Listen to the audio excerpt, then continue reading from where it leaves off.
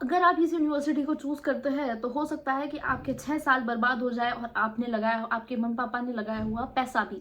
ये यूनिवर्सिटी में ऐसे इस लोकेशन पे है जहाँ पे यहाँ पे हमेशा से वॉर जोन रहा है। पहले इसके 1945 से पहले जर्मनी का ये हिस्सा था, अब ये रशिया के अंदर आ गया है। नमस्कार सभी को, मैं हूँ चित्राली वांदे, मैं Samara state medical university Russia में, मैं 5th ईयर में मेडिकल स्टूडेंट हूँ। अनिमी महाराष्ट्र नागपुर मधना है।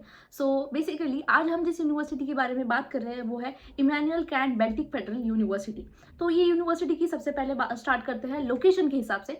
तो ये जो यूनिवर्सिटी की जो लोकेशन है ये कलिंगराद ओब्लास्ट में है, ठीक है।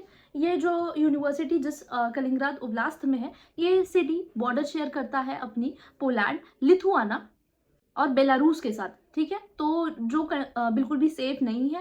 एंड कुछ टाइम पहले, मतलब वॉर के टाइम पे, ये जो हिस्सा था ये जर्मनी का पार्ट था। फिर उसके बाद जब रशिया और जर्मनी के बीच वॉर हुआ, उसके बाद ये एरिया जो है वो रशिया में आ गया एंड इसे कम्प्लीटली डिस्ट्रॉय कर दिया था, ठीक है। तो यहाँ पे बाद में रशियन चेयरमैन के ऑर्डर के बाद इसे फिर से इस सिटी को प्लस इस यूनिवर्सिटी को रिकंस्ट्रक्ट कराया गया है। अगर इसीलिए जब आप नेट पे सर्च करेंगे कि when was Immanuel Kant Baltic university established, तो वहाँ पे आपको लिख के आएगा 13 अक्टूबर 2010। एंड कुछ टाइम पहले जर्मनी और रशिया के बीच जब वॉर चल रहा था, तब इस सिटी को एंड इस यूनिवर्सिटी को पूरी तरीके से डिस्ट्रॉय कर दिया था। उसके बाद फिर अभी ये फिर से इस्टेब्लिश हुई है, पूरी सिटी भी एंड पूरी यूनिवर्सिटी भी।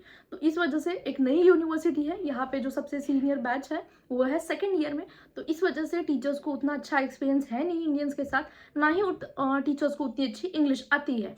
उसके बाद Emmanuel Kant Baltic federal university, तो उसमें से जो बेल्टिक वाला पार्ट है, बेल्टिक वहाँ पे सी है, तो ये जो बेल्टिक वाला पार्ट है ये भी हमेशा वॉर जोन एरिया में रहा है। तो ये रेड जोन की तरह तुम मान सकते हो, जहाँ पे जाना सेफ नहीं है। मतलब अभी रेड जोन नहीं है, बट यहाँ पे ऐसा है कि फिनलैंड और रशिया के जो बेल्टिक एरिया है, यहाँ पे फिनलैंड और रशिया के साथ हमेशा वॉर चला है।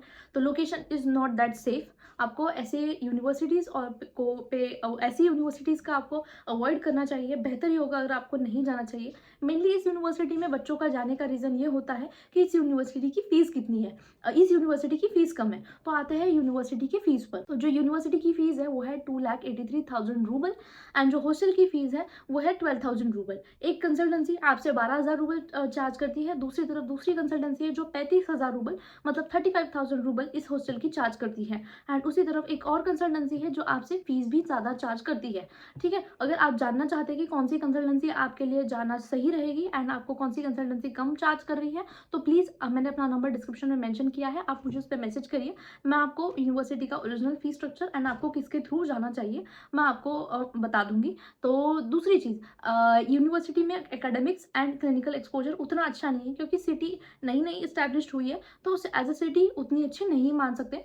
एयरपोर्ट है सिटी में, रेलवे स्टेशन है, बट पॉपुलेशन कम है काफ़ी ज़्यादा, बिकॉज डिस्ट्रॉयड सिटी थी, तो वहाँ पे उतना एक्सपोजर उतना अच्छा है नहीं। तो आपको ये यूनिवर्सिटी अवॉइड करनी चाहिए। एक चीज़ और मैं आपको बता दूंगी कि इसकी जो लोकेशन है, ऑल्सो 2 नाटो कंट्रीज़ के बीच में ये यूनिवर्सिटी की लोकेशन है।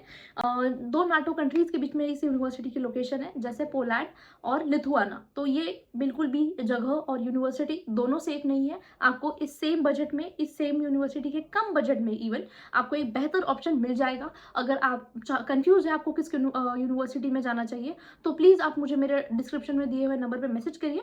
आपके बजट के हिसाब से, आपका जो भी क्राइटेरिया है उसके हिसाब से जो भी यूनिवर्सिटी बेस्ट रहेगी, मैं आपको वो यूनिवर्सिटी सजेस्ट करूँगी। तो आई होप कि ये वीडियो आपके लिए हेल्पफुल रही हो। That's it and thank you for watching.